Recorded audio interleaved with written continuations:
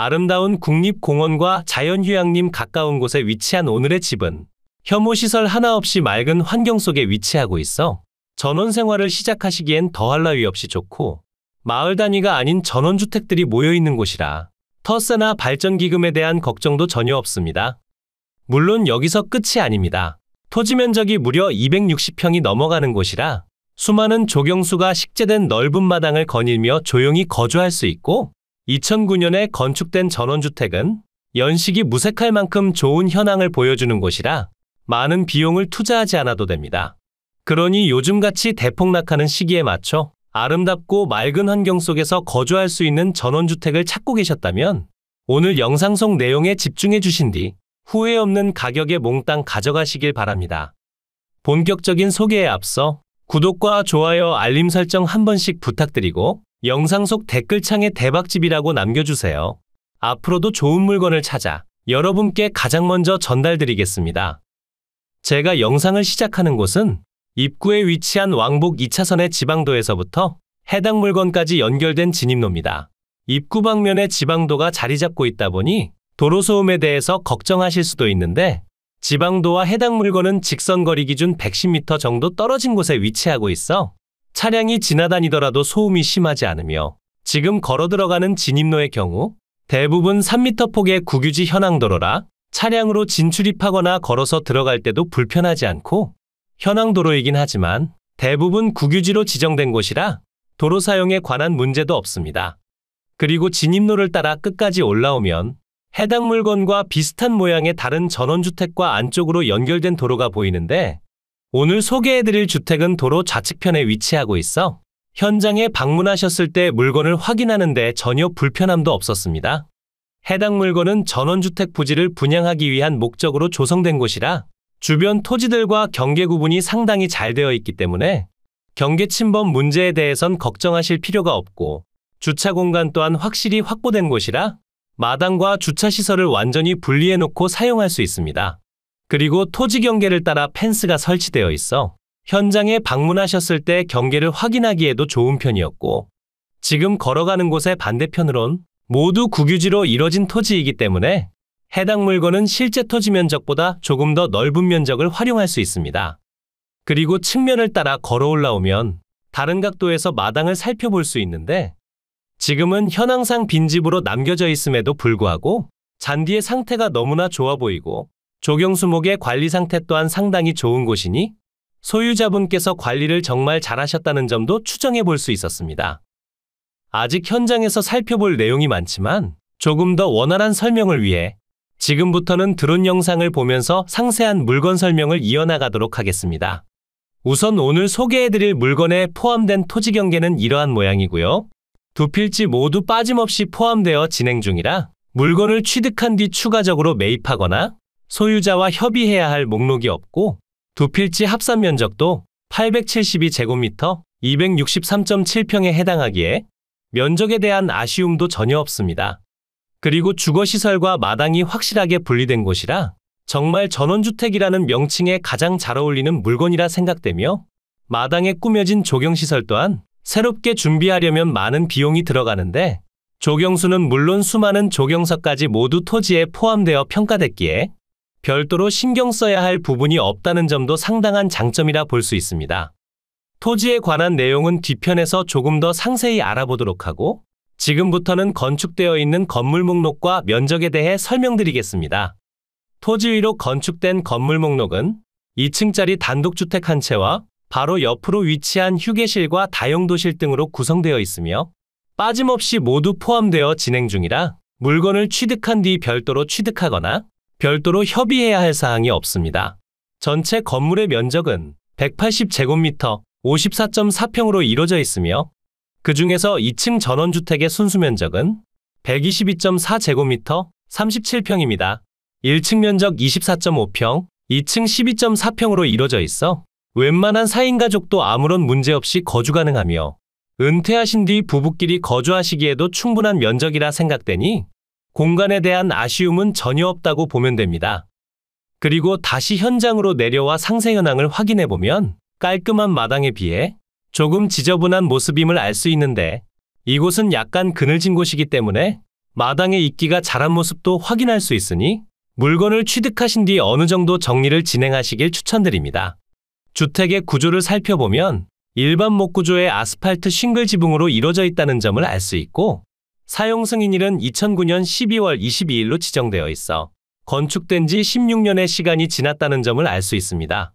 이제 조금 있으면 20년 차에 접어드는 주택이라 지금 당장은 상태가 좋아 보이더라도 언젠가는 수리해야 할 부분이 생길 수밖에 없다는 점을 감안해야 합니다. 그래도 현장에서 살펴본 건물 현황에서 아쉬움을 크게 느낄 수는 없었기에 추천 가격을 통해 충분한 안전마진을 확보한다면 충분히 감안할 수 있는 정도이기 때문에 이 부분에 대해선 크게 걱정하실 필요가 없어 보입니다. 그리고 전체적인 현황을 보면 일조량이 상당히 좋다는 점을 알 수 있는데, 아래편에서부터 점차 높아지는 지형에 자리 잡은 곳이라 거실 창문에서 바라보는 조망 또한 너무나 좋을 것으로 예상되니 탁 트인 조망을 바라보며 즐거운 전원 생활을 영위하시기엔 충분한 현황을 보여줍니다. 물론 단순히 조망이 아름답다고 해서 전원주택을 덜컥 구매했다가 낭패를 보는 경우도 허다하니 지금부터 설명드릴 상세 현황 또한 확실히 확인하고 손해보지 않는 가격대로 취득하시길 추천드립니다. 이제 현장에서 대략적인 현황을 확인해봤으니 지금부터는 항공으로 조금 더 높이 올라가 해당 물건의 상세한 경계와 부족한 설명을 보충하겠습니다. 오늘 소개해드린 물건에 포함된 토지 경계입니다. 서두에 설명드린 내용처럼 두 필지로 구성된 오늘 물건은 추가적으로 취득하거나 소유자와 협의해야 할 목록이 없음은 물론이고 토지 경계 또한 확실히 구분되어 있는 곳이라 경계 침범에 관한 문제도 찾아볼 수가 없었습니다. 그리고 지금 표시되는 번호 순서대로 토지 면적을 확인해보면 첫 번째 필지는 133.4평, 두 번째 필지는 130.3평으로 이루어져 있어 두 필지 합산 면적은 872제곱미터, 263.7평이 되니 거주하는 동안 면적에 대한 아쉬움은 크지 않을 듯하며 토지 경계를 강조해서 확인해보면 지적도에 표시되는 경계보다 실제로 이용 중인 면적이 조금 더 넓다는 점도 알 수 있는데, 이곳은 모두 국유지 임야로 지정된 곳이라 물건을 취득하고 이용하는 데 별다른 문제가 예상되지 않습니다. 그리고 이곳으로 물이 흘러내려오는 것으로 판단되는데 다른 계곡처럼 계속 흘러내려오는 건 아니었기 때문에 그냥 배수로 역할이라 생각해 주시면 됩니다. 한 가지 아쉬운 점을 확인해보면 두 필지의 지목이 모두 전으로 이뤄져 있어 일단 물건을 취득하기 전 농취증 발급을 받아야 하는데요. 해당 물건은 2009년도에 신축된 전원주택으로 건물 등기와 건축물 대장이 모두 등재되어 있어 정상적인 허가는 모두 받고 진행하신 것으로 판단되나 어떠한 이유에서인지 지목이 변경되지 않은 상황이었습니다.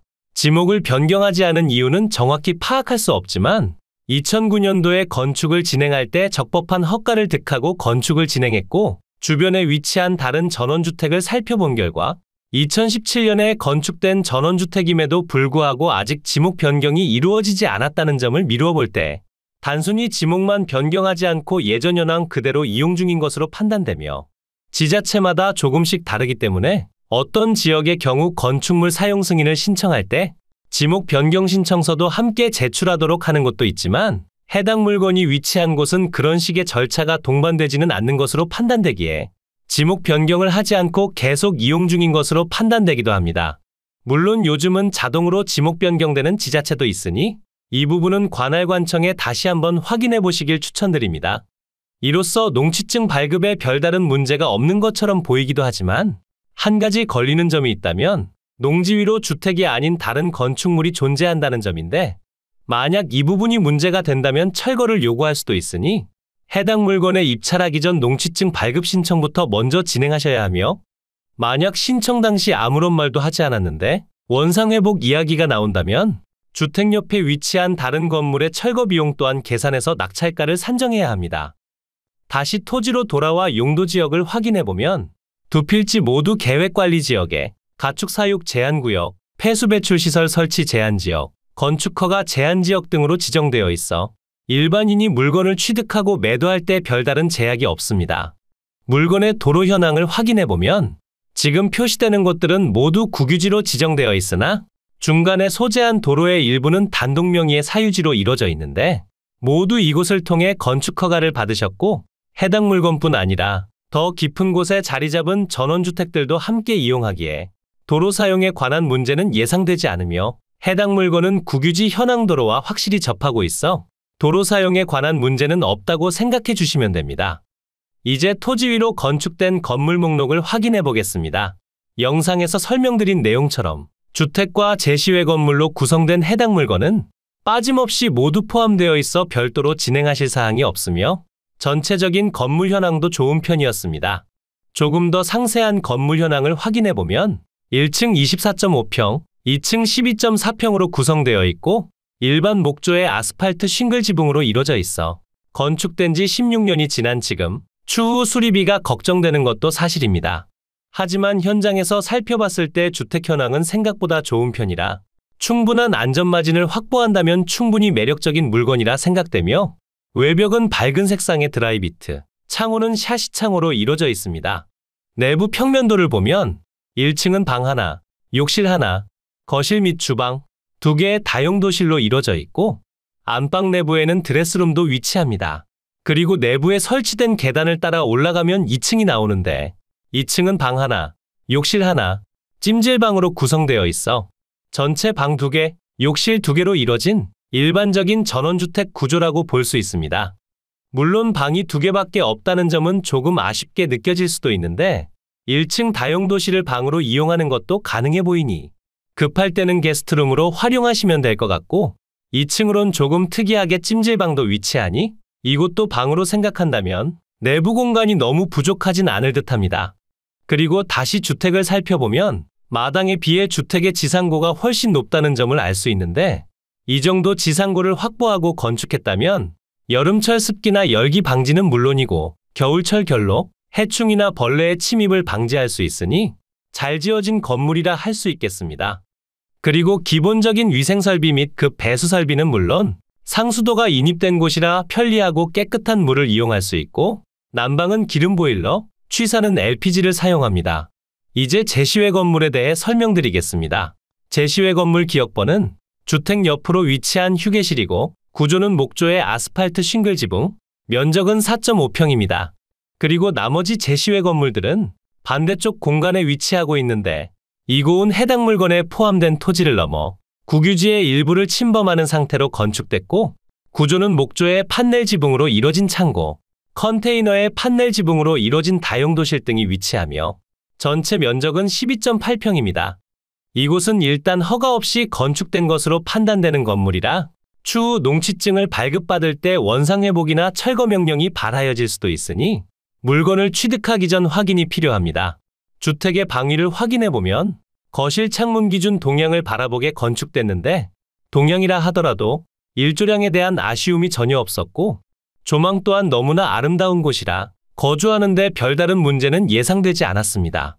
이제 위성지도를 통해 보다 상세한 물건의 입지를 분석하고 머니옥션을 보면서 부족한 설명을 보충하겠습니다. 이곳이 오늘 소개해드린 물건의 위치고요. 물건지 주변으론 상주, 구미, 김천, 영동, 옥천, 대전, 보은 등이 위치하고 오늘의 집에서 상주시청까진 자차 기준 40분 정도면 이동이 가능합니다. 시청까지 접근성이 다소 애매한 편이긴 하지만 주변에 위치한 다른 지역에서 방문하기엔 그리 나쁘지 않은 편이라 여러분이 거주하고 계신 곳에서 해당 물건까지 소요 시간을 확인해보고 해당 물건까지 1시간 30분 내로 도착할 수 있다면 세컨하우스로 사용하기 나쁘지 않으니 해당 물건까지 소요 시간을 확인해 보시길 추천드립니다. 물건지 주변으로 확대해보면 집에서 멀지 않은 곳에 지방도와 국도가 위치하고 있어 차량으로 이동할 때 별다른 불편함이 없고 당진 영덕 간 고속도로를 이용할 수 있는 화서IC까진 자차 기준 10분 정도면 이동이 가능하기에 고속도로까지 접근성도 너무나 좋다는 점을 알 수 있습니다. 다만 해당 물건은 골짜기 속에 위치한 곳이라 대중교통 사정은 좋지 않으니 사실상 자차는 필수라고 생각해 주셔야 합니다. 다시 집 주변을 확인해보면 국립대야산 자연휴양림과 속리산 국립공원, 속리산 등이 위치하고 있으며 쉽게 이야기해서 문장대로 이동하는 길목이라 생각해 주시면 되고 집 주변으로 축사나 고압선 등 기피하는 시설들이 없는 곳이라 주변 환경에서 아쉬움은 전혀 없습니다. 집 주변으로 확대해서 살펴보면 조용한 골짜기 속에 위치한 곳이라 걸어서 이동할 수 있는 편의시설이 없다는 점을 알 수 있는데 자차 기준 10분이 채 걸리지 않은 곳에 화령시장과 화서면 행정복지센터가 위치하고 있어 자차만 보유하고 있다면 편의시설을 이용하는 건 나쁘지 않습니다. 다만 시청까지는 어느 정도 시간이 소요될 수밖에 없기 때문에 대형 병원을 자주 가시거나 평소에 지병을 앓고 계신다면 신중히 고민해 보시길 추천드립니다. 집 앞까지 주행하는 영상을 보면 깔끔한 현황으로 이뤄진 왕복 2차로의 지방도를 통해 이동하다 내비가 안내하는 방향에 맞춰 좌회전하시면 되고 여기서부터 집 앞까진 110m 정도만 들어가면 되니 찾아오시는 길은 전혀 어렵지 않습니다. 이곳이 해당 물건의 경계입니다. 위성지도상의 5차로인의 경계가 밀린 모습이라는 점을 알 수 있는데 이런 경계 때문에 감정평가서에 일부 토지를 타인이 점유하고 있다 표시되는데 다른 위성지도를 통해 확인해 봤을 때 지적도에 표시된 경계와 대부분 일치한다는 점을 알 수 있어 이 부분은 감정평가서의 오류로 판단되며 지적도를 통해 살펴보더라도 두 필지 모두 포함되어 있음은 물론이고 토지 경계 내에 정확히 주택이 건축되어 있어 경계 침범으로 인한 문제가 없다는 점을 알 수 있습니다. 이제 머니옥션을 통해 상세한 현황을 설명드리겠습니다. 사건 번호 2024 타경 71,010 관련 물건 번호 1번이고요. 해당 물건에 관심 있으신 분들께선 입찰표에 꼭 관련 물건 번호 1번을 기재해 주셔야 합니다. 소재지는 경상북도 상주시에 위치하며 상세한 주소는 머니옥션에서 사건 번호를 검색하시거나 멤버십 가입 후 1:1 상담을 통해 확인 가능합니다. 물건의 종류는 단독주택이고 매각기일은 2025년 6월 10일 화요일 오전 10시에 대구지방법원 상주지원에서 진행됩니다. 처음 평가된 감정평가 금액은 2억 2천만 원에 평가됐고 현재 신건으로 진행 중이라 감정가격과 최저가격이 모두 동일한 상황인데 신건이기 때문에 무조건 유찰되길 기다렸다 취득해야 합니다. 물건 현황표를 확인해보면 영상에서 설명드린 내용처럼 두 필지의 토지와 건물들이 표시되며 무엇 하나 빠짐없이 일괄 매각임을 알 수 있고 조경수와 조경석이 모두 포함된 두 필지의 토지는 7,200만 원으로 평당 27만 원에 평가됐고 모든 건물의 합산 가격은 1억 5,200만 원으로 평당 280만 원에 평가됐습니다. 현재 신건으로 진행 중이라 무조건 유찰되길 기다려야 하는 것도 맞지만 토지 시세를 살펴본 결과 평당 20만 원에서 30만 원대에 형성되어 있어 수목 및 조경석의 가치까지 생각한다면 지금 평가된 토지 가격도 과하지 않다는 점을 알 수 있습니다. 다만 건축된 지 16년이 지난 목조 건물은 앞으로 발생할 수리비를 감안해야 하고 지목 변경 등 추가적인 비용이 들어갈 수도 있다는 점, 추후 매도까지 연결지어 생각한다면 최소 한두 번은 유찰되길 기다리는 게 맞다고 생각됩니다. 1회 유찰 시 30%씩 낮아져 한 번 유찰된다면 토지는 5천만 원으로 평당 19만 원, 건물은 1억 600만 원으로 평당 196만 원이 되고 전체 가격은 1억 5,700만 원이 되니 감소폭이 상당히 크다는 점을 알 수 있고 반값까지 떨어지면 1억 1,000만 원의 취득이 가능하니 아주 매력적인 물건이라 생각됩니다. 다만 농취증 발급을 진행할 때 원상회복 명령이 발하여진다면 철거비도 생각을 해야 하니 농취증을 발급받는 데 문제가 생긴다면 3회차 이하의 가격까지 기다려보시는 것도 좋다고 생각됩니다. 감정평가 요항표를 보면 영상에서 설명드린 내용과 모두 동일하다는 점을 알 수 있습니다. 임차인 현황표를 확인해보면 폐문부재로 임대차 관계서류 및 권리관계서류를 제출할 것을 출입문에 알렸으나 연락이 없었고 전입세대 열람서를 확인해본 결과 주민등록상 전입자가 없는 빈집이었습니다. 그리고 등기를 통해 소유자분의 주소를 확인해보니 방배동으로 등록되어 있어 세컨하우스로 이용하시는 것으로 추정되니 임차인에 대해서는 걱정하지 않으셔도 좋습니다. 건물과 토지 등기부를 보면 2023년 4월 18일에 설정된 근저당권이 말소기준 권리가 되며 아래로의 내용들은 모두 소멸해 여러분께 인수되거나 소멸하지 않는 권리가 없는 깔끔한 물건임을 알 수 있습니다. 오늘 땅땅정보통이 준비한 영상은 여기까지고요. 해당 물건뿐 아니라 땅땅정보통에 올라오는 물건들의 주소가 궁금하시다면 머니옥션에서 사건 번호를 검색하시거나 땅땅정보통 멤버십에 가입 후 커뮤니티에 적힌 멤버십 전용 카톡 채팅방을 통해 간편하게 확인 가능하니 멤버십 가입 혜택을 놓치지 마세요.